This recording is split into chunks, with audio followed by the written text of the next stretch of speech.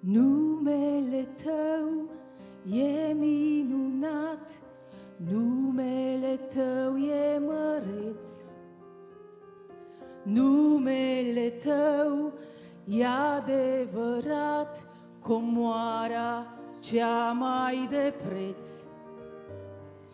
Numele Tău e tot ce am în viața mea mai presus. Numele Tău, când îl chemăm, în rugă primi vom răspuns. Întotdeauna, când îl rostesc, se oprește furtuna și pace găsesc.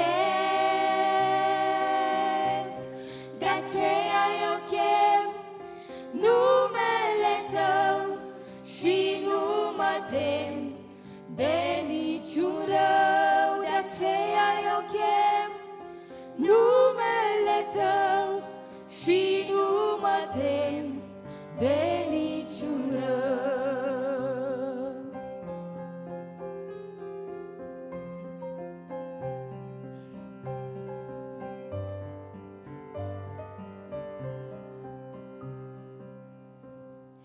Numele Tău îmi este steag, prin el biruiesc tot ce-i rău. Numele Tău îmi este drag, îl port pe buze mereu.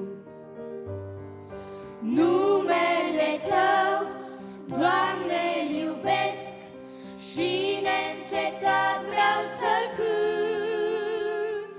Numele Tău îl preamăresc mai mult ca orice pe pământ. Întotdeauna,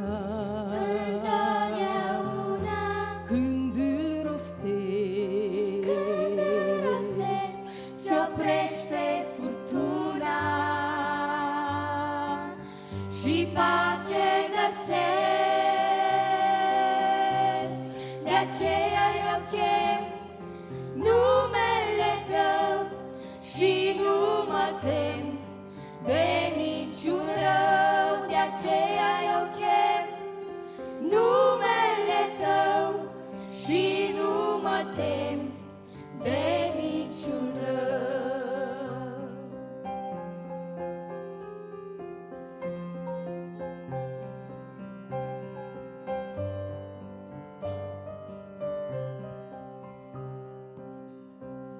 În numele Tău genunchii mi-aplec și ruga spre cer mi-o îndrept. În numele Tău la luptă eu plec și biruință aștept. În numele Tău marele har al mântuirii găsesc. În numele Tău zidesc un altar și pace în suflet primesc. Întotdeauna, când îl rostesc, se oprește furtuna și pace găsesc. De aceea eu chem numele Tău și nu mă tem de niciun rău. De aceea eu chem numele Tău și nu mă tem de niciun rău. Întotdeauna, când îl rostesc, se oprește furtuna și pace găsesc.